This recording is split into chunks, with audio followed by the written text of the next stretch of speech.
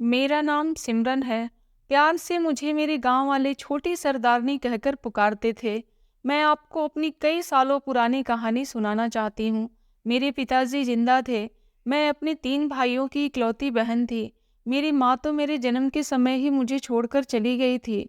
उसके बाद मुझे मेरे पिताजी ने ही संभाला था। हम लोगों के पास बहुत सारे जमीन जायदाद हुआ करती थी, जो हमारे पूर्वजों के समय से हमारे पास थी। मेरे पिताजी एक बहुत ही सुलझे हुए इंसान थे, जिन्होंने पूरे गांव को अपनी मुट्ठी में किया हुआ था। ऐसा नहीं था कि मेरे पिताजी गांव वालों पर हुक्म चलाते थे, बल्कि वह गांव वालों की मदद किया करते थे। गांव का हर इंसान मेरे पिताजी के पास अपनी समस्या लेकर आता था। पैसे से लेकर गांव के हर आदमी औरत के हक में मेरे पिताजी सही फैसला किया करते थे। मेरे पिताजी ने कभी भी अपने फैसले की वजह से किसी को निराश नहीं किया था। मेरे पिताजी को गांव के सारे ही लोग सरदार जी कहा करते थे और उनको पूरे गांव का सरदार माना जाता था। यही वजह थी कि मेरे पिताजी के फैसले के बिना गांव का एक पत्ता भी नहीं हिलता था। मेरे पिताजी का फैसला पत्थर की लकीर होता था। वह जो भी फैसला करते थे, वह गांव और गांव के सारे ही लोगों के लिए बिल्कुल ठीक होता था। मैं जब जवान हुई तो मेरे पिताजी को मेरी शादी की बहुत फिक्र होने लगी थी। हम लोग जिस गांव में रहते थे, वहाँ पर एक अजीब रस्म रिवाज वाला माहौल था, लेकिन उस समय मुझे ज़्यादा समझ नहीं थी। इसलिए मुझसे मेरे पिताजी ने जैसा कहा था, मैंने वैसा ही कर लिया था। मैं अपने घर की सबसे समझदार सदस्य थी, बिल्कुल अपने पिताजी पर गई थी। जबकि मेरे तीनों भाइयों मुझसे उम्र में बहुत बड़े थे, लेकिन उन्हें पिताजी की ताकत का कोई भी अंदाजा नहीं था और न ही वह हमारे पूर्वजों के रस्मों रिवाज के मुताबिक चलना चाहते थे। मेरे गांव में बड़े बड़े जमींदारों के घर से रिश्ते आने लगे थे और कुछ रिश्ते तो शहर से भी आए हुए थे। मैंने हमारे घर के पूरे माहौल को अच्छी तरह से संभाला हुआ था। पिताजी के बाद पिताजी की गद्दी को उनके बेटों को संभालना चाहिए था, लेकिन मेरे तीनों ही भाई बहुत लापरवाह थे। पिताजी उन तीनों को बहुत समझाया करते थे, मगर वह बिल्कुल भी नहीं समझते थे। तीनों ही बहुत गैर जिम्मेदार थे। पिताजी ने राजगद्दी की रक्षा वो लोग अच्छी तरह से कभी नहीं कर सकते थे। मेरे पिताजी चाहते थे कि जिस तरह से उन्होंने गांव की अच्छी तरह से रक्षा की है, इसी तरह से उनके बेटे और उनकी आगे की पीढ़ी भी कुछ ऐसा ही करे। गांव का माहौल बिल्कुल भी नहीं बदलना चाहिए। जिस तरह गांव में मेरे पिताजी से सुख शांति फैली हुई थी, इसी तरह से सुख शांति फैली रहे। मगर तीनों भाइयों की तरफ देखते हुए मेरे पिताजी बहुत ही ज़्यादा असमंजस में पड़ जाते थे, क्योंकि उनको यही लगता था कि एक दिन उनकी बेटी तो शादी करके अपने ससुराल चली जाएगी, बेटे गैर जिम्मेदार हैं, तो फिर उनके बाद उनकी गद्दी कौन संभालेगा। फिर मेरे पिताजी ने एक निर्णय लिया और उन्होंने सोचा कि उनको अपनी बेटी की शादी अपने ही घर में किसी से करवा देनी चाहिए। इस तरह उनकी बेटी न गांव से बाहर जाएगी और ना ही घर से बाहर जाएगी और उनकी गद्दी को भी अच्छे से संभाल कर रखेगी। लेकिन इस बात से तो मैं भी हैरान थी कि आखिर घर में ऐसा कौन है जिससे मेरे पिताजी मेरी शादी करवाना चाहते थे। यह सच्चाई तो मेरे सामने तब खुलकर आई थी जिस दिन मेरी शादी होने वाली थी। पंडित जी को बुलाकर सारे इंतजाम करवा लिए गए थे। मुझे भी दुल्हन बना दिया गया था। बस अब रस्में होने बाकी थे। मुझे दुल्हन बनाकर मंडप में लाया गया था। मंडप हमारे घर के बाग में बना हुआ था। मुझे बाग में लाने के बाद पता चला कि मेरी शादी किसी इंसान के साथ नहीं, बल्कि आम के पेड़ के साथ कर दी गई है, जो कि हमारे ही घर के बगीचे में मौजूद था। यह खबर सुनकर मैं दंग रह गई थी। मुझे विश्वास नहीं हो रहा था कि मेरे पिताजी मेरी शादी एक आम के पेड़ के साथ करवा रहे हैं। मैंने पिताजी से इस बात की शिकायत की और उनसे कहा कि आखिर आप ऐसा क्यों कर रहे हैं। वह कहने लगी कि बेटी, तुम बुरा मत मानना, यह हमारे गांव की बहुत पुरानी रीत रह चुकी है। जो लोग अपनी बेटियों से जुदा नहीं होना चाहते और अपनी बेटियों को अपने घर में ही रखना चाहते हैं, वह इसी तरह से अपनी बेटियों की शादी अपने घर में लगे हुए किसी ऐसे पेड़ से करवाते हैं जो सबसे ज़्यादा फल देता हो। यह हमारे बगीचे का एक ऐसा पेड़ है जो हमें सबसे ज़्यादा आम देता है, इसलिए हम तुम्हारी शादी इसके साथ करवा रहे हैं। इसके साथ शादी करने से तुम्हारी ज़िंदगी खुशहाल रहेगी, तुम इस घर में रहोगी और हम यह भी जानते हैं कि तुम हमारी गद्दी संभालने के लिए एक अच्छी और समझदार सरदारनी हो। अपने पिता सरदार की जगह तुम लो और इस गद्दी को संभालो। मैंने कहा कि पिताजी, लेकिन मैं ऐसा कैसे कर सकती हूँ, मैं आपकी जगह नहीं ले सकती। पिताजी कहने लगे कि तुम जानती हो ना कि तीनों तुम्हारे भाई जो हैं वो कितने लापरवाह हैं। मैं उन्हें अपनी जगह नहीं देना चाहता। जो कि हमारे पूर्वजों के समय से चलती आ रही है। तुम्हारे भाई तो कुछ नहीं जानते, उनको तो यह भी नहीं पता है कि गांव के फैसले किस तरह से करने हैं। यह काम भी उनसे नहीं आता। मैंने देखा है कि तुम बिल्कुल मेरी तरह समझदार हो। मेरी गद्दी को तुमसे बेहतर कोई नहीं संभाल सकता। इस गांव को और मुझे तुमसे पूरी उम्मीद है कि तुम इस गांव का विकास करके रहोगी। मेरे बाद तुम मेरे गांव को संभालो। मैंने पिताजी से कहा कि पिताजी, अभी तो आप हैं इस गांव और गद्दी को संभालने के लिए, तो फिर आप मेरी शादी इस पेड़ के साथ करवाने के बाद मुझे यह गद्दी क्यों सौंप रहे हैं? पिताजी कहने लगे कि बेटी, अब मेरी काफ़ी उम्र हो चुकी है, पता नहीं इस दुनिया से कब चला जाऊं, लेकिन जाने से पहले मुझे यह काम करना बहुत ज़रूरी है। तुम मुझसे वादा करो कि तुम गांव के हर इंसान की मदद करोगी। मैंने भी अपने पिताजी से उनका वादा पूरा करने के लिए वादा किया हुआ था कि मैं आपको कभी निराश नहीं होने दूंगी। अपने पिताजी के कहने के मुताबिक मैंने पेड़ के साथ शादी कर ली थी। सारी रस्में हो चुकी थी और अब जो कभी मैं इस घर की बेटी हुआ करती थी, अब इस घर की बेटी होने के साथ साथ यहाँ की बहू भी बन गई थी। मेरा रिश्ता इस पेड़ के साथ जुड़ गया था। जब तक मेरे पिताजी जिंदा रहे, उन्होंने गांव की सारी जिम्मेदारियों को अच्छी तरह से संभाला था, लेकिन अब वो बीमार रहने लगे थे और उन्हें गांव और गांव के लोगों की बहुत फिक्र होने लगी थी। मैंने उन्हें समझाया था कि सब कुछ ठीक हो जाएगा, आप फिक्र ना करें। मैं अपने पिताजी का बहुत ख्याल रखती थी, मगर फिर भी वह नहीं बच सके। मरने से पहले उन्होंने अपनी सारी ज़मीन जायदाद हम चारों भाई बहनों के हवाले कर दी थी। हम चारों में बराबर बराबर की ज़मीन और पिताजी की हवेलियाँ भी थीं, जो पिताजी मरने से पहले हम लोगों के नाम कर गए थे। मगर जिस हवेली में हम सब लोग रहते थे, वह हवेली पिताजी ने सिर्फ और सिर्फ मेरे नाम से की थी। वह चाहते थे कि मैं इस हवेली से कभी न जाऊं, इसलिए उन्होंने मेरी शादी घर के पेड़ से करवा दी थी, जिसके संबंध में रहकर मैं इस घर से कहीं जा न सकती हूँ। सुबह शाम मैं उस पेड़ के पास जाकर वक्त गुजारा करती थी, क्योंकि वह मेरा पति था। फिर एक दिन ऐसा हुआ कि पिताजी हम लोगों को छोड़कर चले गए। पिताजी की मौत पर सबसे ज़्यादा अफसोस मुझे हुआ था, क्योंकि मैं अपने पिताजी से बहुत प्यार करती थी। मेरे तीनों भाई तो अपनी अपनी ज़िंदगी में मगन रहते थे, उन्हें पिताजी के मरने का कोई अफसोस नहीं था। मेरे साथ साथ पूरे गांव ने मेरे पिताजी की मौत का अफसोस मनाया था। सभी लोगों की आंखों में आंसू थे, क्योंकि सभी लोग यह बात अच्छी तरह से जानते थे कि मेरे पिताजी ने हमेशा उन लोगों के साथ बहुत ही अच्छा सलूक किया था। कभी किसी के साथ गलत तो किया ही नहीं था और ना ही गलत होने दिया था। उनके होते हुए गांव में कोई भी परेशानी नहीं आई थी। पिताजी इस बात का ऐलान मरने से पहले ही कर चुके थे कि उनके बाद उनकी गद्दी को उनकी बेटी संभालेगी। इसलिए पिताजी के मरने के बाद गांव के लोगों ने मुझे इस गद्दी पर बैठने के लिए कहा था। पिताजी की जगह पर मैं उनकी गद्दी पर बैठ गई और गांव की सारी जिम्मेदारी मैं अपने हाथों में ले ली थी। गांव के हर अच्छे बुरे फैसले मैं ही किया करती थी। मैं जिस रास्ते से गुजरती थी, गांव के लोग छोटी सरदारनी की जय हो कहकर नारे लगाया करते थे। जितना प्यार उन लोगों ने मेरे पिताजी को दिया था, उससे कई गुना ज़्यादा वो प्यार मुझे दिया करते थे। मैं यही चाहती थी कि मैं अपने पिताजी की इज्जत को हमेशा बनाए रखूं, इसलिए मैंने गांव के लोगों की पिताजी की ही तरह मदद करनी शुरू कर दी थी। गांव में जो भी परेशानी होते थे, लोग मेरे पास लेकर आने लगे थे। एक दिन मेरे पास एक लड़की आई थी, जिसकी उम्र 16 साल थी। वह अभी शादी नहीं करना चाहती थी, लेकिन उसके माता पिता ने ज़बरदस्ती उसका रिश्ता गांव के ही एक लड़के के साथ तय कर दिया था। वह लड़की मेरे पास जब आई तो बुरी तरह से रो रही थी। वह मेरे पैरों में गिरकर कहने लगी कि छोटी सरदारनी, मेरे साथ इंसाफ करो। मेरे माता पिता ज़बरदस्ती मेरी शादी करवा रहे हैं। मैं शादी नहीं करना चाहती, मैं पढ़ना चाहती हूँ। मेरे गांव में कोई स्कूल नहीं है, इसलिए मैं शहर जाकर 5वीं कक्षा पास कर चुकी हूँ। 5वीं कक्षा पूरी होने के बाद इन लोगों ने मुझे घर में बिठा लिया। मेरी शादी मत होने दो, मैं शिक्षा हासिल करके किसी काबिल बनना चाहती हूँ। उस लड़की की बात सुनकर मुझे बहुत खुशी हुई थी कि वह अपनी शिक्षा के लिए इतनी परेशान थी। फिर मैंने सोचा कि हमारे गांव में कोई स्कूल नहीं है। आज यह लड़की अपने पढ़ने की डिमांड कर रही है, और भी लड़कियों के दिल में शिक्षा हासिल करने की चाहत होगी। मैं तो शिक्षा हासिल नहीं कर सकी, लेकिन मैंने उसी दिन ठान लिया था कि मैं गांव में एक स्कूल बनवाऊंगी, जहां हमारे गांव की यह लड़कियां पढ़ाई पूरी करेंगी। मैंने इस लड़की के माता पिता को बुलाकर उनसे कहा कि इस लड़की की शादी तब तक नहीं होनी चाहिए जब तक यह नहीं चाहती है। जब आपकी बेटी शिक्षा हासिल करना चाहती है, तो आप इसकी ज़बरदस्ती शादी क्यों करवा रहे हो?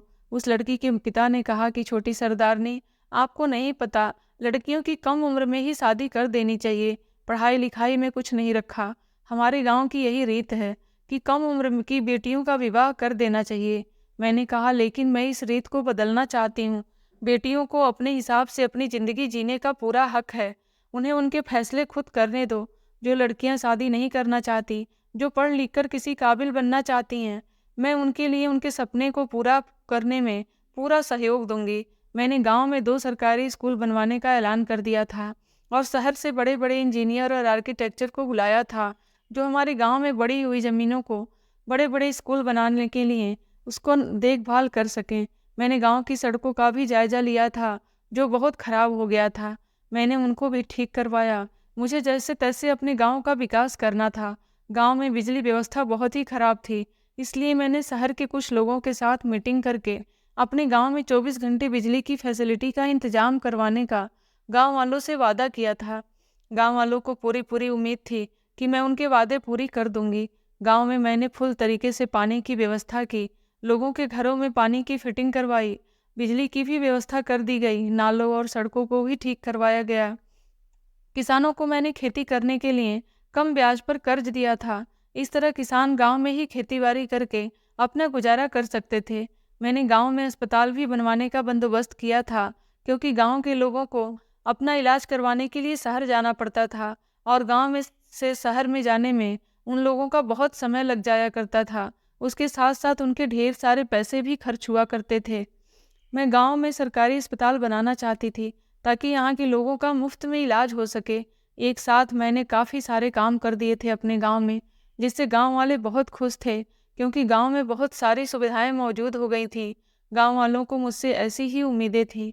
हमारे गांव में कम उम्र की लड़कियों की शादी कर दी जाती थी। मैंने यह नियम भी बदल कर रख दिया था कि जब तक लड़की की मर्जी नहीं होगी, तब तक उसकी ज़बरदस्ती शादी नहीं करवाई जा सकती। और जो लड़का लड़की एक दूसरे को पसंद करते हैं, अगर वह दोनों एक दूसरे के साथ शादी करना चाहते हैं और उनके माता पिता उन दोनों के रिश्ते को छानबीन निकालने के बाद संतुष्ट होते हैं, तो वह उन दोनों की शादी कर सकते हैं, क्योंकि इसमें बच्चों की ही खुशी तो होती है। इस तरह गांव में मेरा ही मन बोलबाला हो गया था। मेरी हवेली के सामने कई एकड़ जमीन पड़ी हुई थी। एक अस्पताल मैं अपनी हवेली के सामने ही बनवाना चाहती थी, इसलिए मैंने उसको बनाने का ठेका भी दे दिया था। मेरे भाइयों को भी मेरा काम बहुत पसंद आ रहा था। वैसे तो उन लोगों के लिए मेरे पिताजी के किसी काम से कोई मतलब नहीं हुआ था, लेकिन जब मेरे गांव में सारे ही लोग उसकी छोटी सरदारनी की तारीफ किया करते थे, तो वो लोग भी बहुत खुश होते थे और गर्व से कहते थे कि वह हमारी ही तो बहन है। कुछ समय बाद ही गांव में अस्पताल बनने का काम शुरू हो गया था और धीरे धीरे हमारे गांव ने 2 साल के अंदर काफ़ी सारी तरक्की कर ली थी। अस्पताल बनाने वाला काम अभी अधूरा था, क्योंकि अस्पताल अभी बन रहा था। एक गांव के बीच में ही अस्पताल बनाया गया था। मैं चाहती थी कि एक अस्पताल मेरी हवेली के सामने भी बने, इसलिए मैंने वहां पर भी काम करवाना शुरू कर दिया था। अपनी हवेली के बाहर बाग में बैठकर मैं लोगों की फरियाद सुनती थी। जिन लोगों को मेरी मदद की ज़रूरत होती थी, वह सुबह सवेरे ही मेरे घर के बाहर आकर खड़े हो जाते थे। मेरे जाते ही वह नारे लगाना शुरू कर देते थे, और जब मैं बैठ जाती थी तो वह सब भी बैठ जाते थे और एक एक करके मुझे अपनी समस्या बताते थे। जिसकी जो समस्या होती थी, मैं उसको चुटकियों में हल कर देती थी, क्योंकि भगवान का दिया हुआ मेरे पास सब कुछ था, किसी चीज़ की कमी नहीं थी। जिससे पैसे से मदद करनी होती थी, उसकी पैसे से मदद कर दिया करती थी, और जिनके घर में लड़ाई झगड़ा होता था, उसको अपनी समझ और सूझबूझ के हिसाब से सुलझा दिया करती थी। मुझे अपनी गद्दी पर बैठे हुए 3 साल हो गए थे, और इन 3 सालों में मैंने गांव को पूरी तरह से बदल कर रख दिया था। गांव के सब लोग गांव के विकास से बहुत ज़्यादा खुश थे, क्योंकि ज़्यादातर अब सारे ही काम हमारे अपने ही गांव में होने लगे थे। अस्पताल बनने के बाद मैंने अस्पताल में जल्द ही शहर के बड़े बड़े डॉक्टर को नौकरी पर रख लिया था, जो हमारे गांव के लोगों को अच्छे से इलाज दे सकते थे। सरकारी स्कूल भी चालू हो गए थे, मोबाइल नेटवर्क भी चालू कर दिए गए थे। इतना विकास होता देखकर मैं भी बहुत खुश हुई थी। लड़कियों के लिए मैंने अलग स्कूल और कॉलेज का निर्माण करवाया था, जबकि लड़कों के लिए अलग स्कूल और कॉलेज बनवाया था। मैंने अपने पिताजी का वादा पूरा कर दी थी। हमारी बहुत सारी ज़मीन थी, जिन पर किसान खेती करके अपना गुजारा करते थे।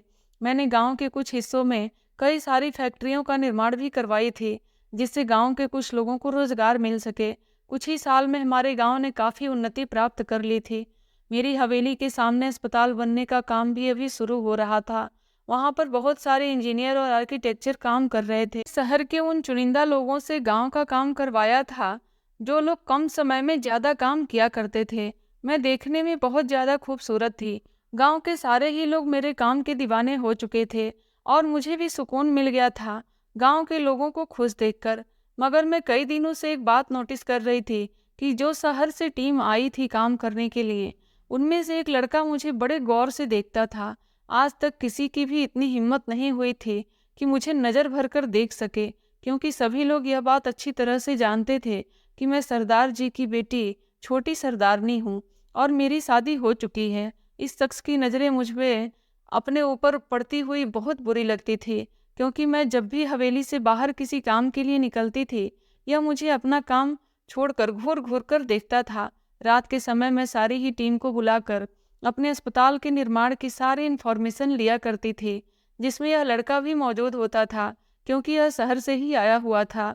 उस समय भी यह मुझे बड़ी ही गौर से देखता था और जब भी मैं इससे कोई सवाल करती, यह एक अजीब दुनिया में खोया हुआ होता था। एक दिन मैंने इसको पर्सनली मिलने के लिए बुलाया अपनी हवेली में। मैं इससे पूछना चाहती थी कि आखिर यह लड़का मुझे इस तरह से क्यों देखता है। जब यह मेरे कहने पर मुझसे मिलने के लिए आया तो मैंने उसे अपने सामने बैठने के लिए कहा।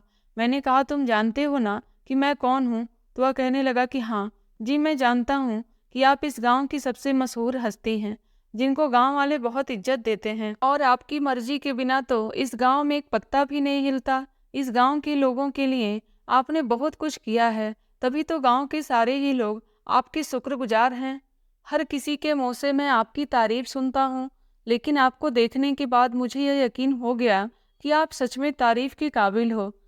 जितने अच्छे आप काम करती हो, भगवान ने उतना ही खूबसूरत आपको बनाया है। मुझे माफ़ करना छोटी सरदारनी, मैं एक ऐसा इंसान हूँ जो हर इंसान की बात उसके मुंह पर ही बोलता हूँ। मुझे बातों को घुमा फिरा कर बोलना नहीं आता। आज अगर आपने मुझे पर्सनली बात करने के लिए बुलाया है, तो मैं आपको यह बात बता देता हूँ कि मैं आपको बहुत पसंद करने लगा हूँ।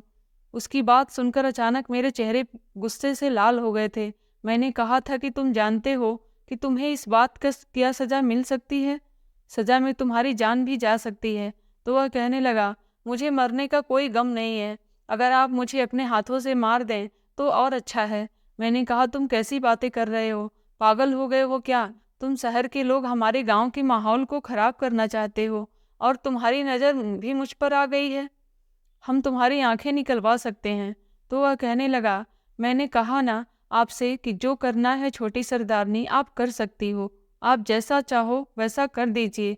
मगर मैं आपको पसंद करने लगा हूँ, आपसे शादी करना चाहता हूँ। मुझे आपकी ये ज़मीन जायदाद दौलत कुछ नहीं चाहिए, बस आपका साथ चाहिए, क्योंकि मैंने अपनी सारी ज़िंदगी में इतनी खुददार और खूबसूरत लड़की कहीं नहीं देखी। हमारे शहर की लड़कियाँ ज़्यादा से ज़्यादा नौकरी कर लेती हैं, पुलिस, डॉक्टर या वकील बन जाती हैं, मगर आप जैसी लड़की मैंने आज तक नहीं देखी, जो इतनी कम उम्र होने के बाद भी एक राजगद्दी को संभाल रही है और पूरे गांव का विकास कर रही है। आप जैसी समझदार लड़की शायद ही दुनिया में कहीं पर हो सकती है और मैं आपको अपनी पत्नी बनाना चाहता हूँ। क्या आप मुझसे शादी करेंगी? मैं जानता हूँ कि यह बात मुझे आपसे नहीं कहनी चाहिए, आपकी और मेरी क्या बराबरी है, लेकिन मुझे आपके साथ किए गए एक अंधविश्वास के बारे में पता चला है, जो मैं आपको बताना चाहता हूँ कि आप एक बहुत बड़ा अंधविश्वास है। एक इतनी समझदार होने के बाद भी आप लोगों की ऐसी मनगढ़ंत बातों में कैसे आ सकती हैं? मैंने कहा, तुम कहना क्या चाहते हो? क्या मतलब है तुम्हारा? तो कहने लगा कि मुझे पता चला है कि आपकी शादी किसी पेड़ के साथ करवाई गई है। मैं काफ़ी दिनों से आपसे बात करने की तलाश में था, मगर आपसे बात करने की मेरी हिम्मत नहीं हो रही थी। जिस दिन से मैंने आपको देखा है, आप मेरे सपने में आती हो, बार बार आपका चेहरा मेरी आंखों के सामने घूमता है, मगर मैंने फैसला कर लिया है कि मैं आपको अपनी किस्मत में लाकर ही रहूँगा। मैंने गांव के कई लोगों के मुंह से यह सुना है कि आप शादीशुदा हो। मैंने सोचा कि मुझे पीछे हट जाना चाहिए। आपकी और मेरी कोई भी बराबरी नहीं है और आप कभी भी मुझसे शादी के लिए तैयार नहीं होंगी। लेकिन जब मुझे पता चला कि आपकी शादी किसी इंसान के साथ नहीं बल्कि एक पेड़ के साथ करवाई गई है, तो मैंने सोच लिया था कि आपके दिल में यह अंधविश्वास निकाल कर ही रहूँगा। किसी पेड़ के साथ शादी करने से आप अपनी सारी ज़िंदगी उसके नाम पर नहीं कर सकती। हर इंसान को हमसफ़र की ज़रूरत होती है और मुझे लगता है कि मुझसे बेहतर हमसफ़र आपके लिए कोई नहीं हो सकता। मैं जानता हूँ कि मैं एक मामूली सा आर्किटेक्चर हूँ, मगर अपनी हैसियत से ज़्यादा आपका ख्याल रखूँगा। मैंने इस दुनिया में कभी कुछ नहीं चाहा, मेरे माता पिता भी नहीं हैं, लेकिन जब से आपको देखा हूँ तो बस दिल यही कहता है कि मैं आपको हर पल देखता रहूं। मैंने कहा, तुम होश में तो हो, क्या कह रहे हो? वह कहने लगा कि आपको देखकर मैं सारे होश खो बैठा हूँ। उसकी बातें मुझे कुछ समझ नहीं आ रही थी, इसलिए मैंने अपने 2 नौकरों को बुलाया और उनसे कहा कि इसे उठाकर बाहर फेंक दो। वह लोग जैसे ही उस लड़के के करीब गए तो वह कहने लगा, मुझे हाथ भी मत लगाना, मैं खुद यहाँ से जा रहा हूँ। वह कहने लगा कि एक बार जरूर सोचना मेरे बारे में कि मैं क्या कह रहा हूँ। सारी ज़िंदगी आप इस पेड़ के साथ नहीं गुजार सकती। इंसान को ज़िंदगी गुजारने के लिए किसी दूसरे इंसान के साथ की ज़रूरत होती है और आपको मुझसे बेहतर साथी कोई नहीं मिलेगा। मैंने नौकरों को घूर कर देखा तो वो उसका हाथ पकड़कर हवेली से बाहर ले गए, मगर उसके जाने के बाद मैं किसी गहरी सोच में चली गई थी और सोचने बैठ गई थी कि इस लड़के के अंदर इतनी हिम्मत आई कैसे। अगले दिन जब अस्पताल में काम करते हुए देखा तो फिर वह मुझसे बात करने के लिए आया और कहने लगा कि आपने मेरे बारे में क्या सोचा है छोटी सरदारनी जी? मैंने कहा, तुम चाहते हो कि मैं तुम्हें इस गांव से धक्के मारकर निकाल दूं? तुम नहीं जानते कि मेरे एक इशारे पर गांव वाले तुम्हारी धज्जियां उड़ा देंगे और फिर तुम मेरे साथ ऐसी हरकत ना करो जिसकी वजह से मुझे कोई गलत फैसला करना पड़ जाए। तो वह कहने लगा, मुझे उन लोगों के हाथ की मार नहीं खानी है। अगर आप ऐसा ही चाहती हैं कि मैं इस गांव से चला जाऊं तो फिर मैं चला जाऊंगा, लेकिन आप खुद यह बात सोचिए कि आपके पिताजी आपके साथ बहुत गलत करके गए हैं। मैंने कहा कि मेरे पिता के फैसले को गलत बताने की तुम्हारी हिम्मत कैसे हुई? अभी मैं उससे इस बारे में बात कर ही रही थी कि मेरे बड़े भैया वहां पर आ गए और उन्होंने पूछा कि क्या हुआ, इससे किस बारे में बात कर रही हो? मैंने अपने भाई को बता दिया कि यह मुझसे शादी करने के ख्वाब देख रहा है। मेरे तीनों भाइयों ने इस लड़के को इतना मारा था कि इसके शरीर से खून निकलने लगा था। यह आधमरा हो चुका था। मैंने अपने भाइयों को इशारा किया कि इसकी जान नहीं जानी चाहिए, बस इसे अकल आ जाए। मेरे भैया ने अपने हाथ को रोक लिया था। मैंने उसे कहा था कि कल से यहाँ तुम अपने काम पर मत आना। तुम नहीं जानते हो कि तुमने कितनी बड़ी गुस्ताखी कर दी है, जिसकी कोई माफ़ी नहीं है। वह गांव से तो चला गया था, मुझे लगा कि उसके दिलो दिमाग से मोहब्बत का जुनून उतर ही गया होगा, लेकिन फिर मेरे दिमाग में धीरे धीरे यही बात आने लगी कि एक दिन मेरे भाइयों की भी शादी हो जाएगी। वह अपने परिवार के साथ खुश रहेंगे, उनके बच्चे होंगे, लेकिन मैं किसके सहारे अपनी ज़िंदगी गुजारूंगी? मेरे तो माता पिता भी इस दुनिया में नहीं हैं। एक तरह से यह लड़का बिल्कुल ठीक कह रहा था। फिर मैंने इस बात को अपने दिमाग से निकालने की कोशिश की। सोचा कि नहीं नहीं, मुझे ऐसा नहीं करना चाहिए। मेरे पिताजी मेरी शादी इस गांव के देख रेख करने के लिए पेड़ के साथ करवा गए हैं, ताकि मैं कहीं और ना जा सकूं, अपनी हवेली की और अपने गांव के लोगों की देख रेख कर सकूं। मुझे उस लड़के की बातों में नहीं आना चाहिए। फिर मैंने इस बात को इग्नोर कर दिया। अगले दिन मैं अपनी गाड़ी में बैठकर शहर जा रही थी, जब अचानक कुछ लोगों ने मुझ पर हमला कर दिया। ये पड़ोस के गांव के लोग थे जो मेरे गांव के इतना विकास करने पर मुझसे जल रहे थे, क्योंकि पहले भी वह मेरे पिताजी के दुश्मन रह चुके थे। अचानक गुंडों ने आकर मेरे गार्ड्स पर हमला कर दिया। तब वही लड़का आया और उसने गार्ड की मदद की। इससे पहले वो लोग मुझ तक पहुंचते, उसने उन गुंडों को मारना शुरू कर दिया और मुझ तक पहुंचने ही नहीं दिया।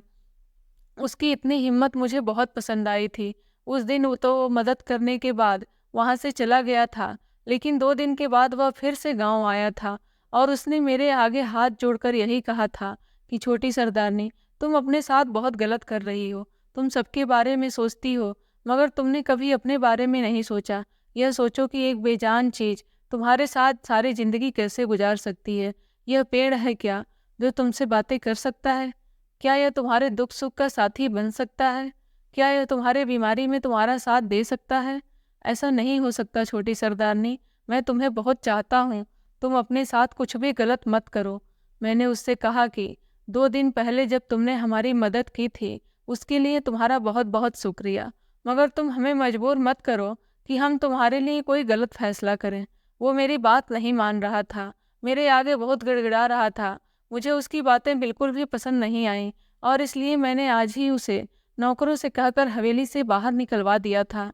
और फिर 2-3 दिन तक वो वापस नहीं आया था।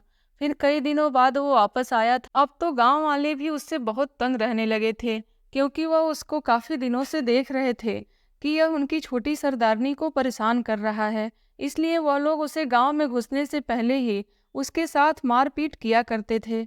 मगर मैं हैरान इस बात पर थी कि वह कैसा इंसान था जिसे मेरे भाइयों से और गांव के लोगों से और यहाँ तक कि मेरे नौकरों की से मार खाने के बावजूद भी वह बार बार मेरी ही तमन्ना क्यों कर रहा था। क्या उसे मुझसे इतनी मोहब्बत हो गई थी? मैं आईने में देखकर अपनी खूबसूरती को जांच रही थी और सोच रही थी कि क्या मुझसे कोई इतना भी प्यार कर सकता है। इस दौरान मेरे बड़े भाई ने कहा कि उन्हें शादी करनी है। वह गांव के ही सरपंच की बेटी से प्यार करते हैं। मैंने अपने भाई की शादी गांव के सरपंच की बेटी से करवा दी। घर में भाभी आ गई थी। मैं बहुत खुश थी। मैं उन लोगों से कोई मतलब नहीं रखती थी। मेरा वही रूटीन था, लेकिन मैं देखती थी कि भैया भाभी के साथ बहुत खुश रहते हैं। भाभी उनका बहुत ख्याल रखती हैं। अब की बार काफ़ी दिन गुजर गया था, मगर यह लड़का नहीं आया था। मैंने सोचा कि अब की बार तो उसकी मोहब्बत का भूत उतर ही गया होगा, लेकिन अब की बार भी वह जैसे ही रिकवर हुआ, फिर से वह मेरे पास आ गया था और उसका यही कहना था कि छोटी सरदारनी, मुझसे शादी कर लो, मैं तुम्हें बहुत खुश रखूंगा। मगर इस बार मुझे अपनी भाभी के तेवर बिल्कुल भी पसंद नहीं आए थे, क्योंकि जब वो लड़का मेरी हवेली पर यह बात करने के लिए आया था, तो भाभी ने मुझ पर इल्ज़ाम लगाने की कोशिश की थी। भाभी कहने लगी कि गांव के सारे मामले को निपटाते निपटाते तुमने अपना ही मामला फिट कर लिया। क्या तुम्हारे पिताजी ने तुम्हें यही संस्कार दिए थे? भाभी को देखकर भैया भी उनकी ही बातें करने लगे थे। अब मुझे यह बात समझ आई थी कि कोई अपना नहीं होता। इस लड़के का नाम अजय था। मैंने उस दिन भी उसे अपने नौकरों से धक्के दिलवाकर गांव से बाहर करवा दिया था। अगले दिन फिर से जब वह गांव आया, तो गांव वालों ने उसे बुरी तरह से मारा था।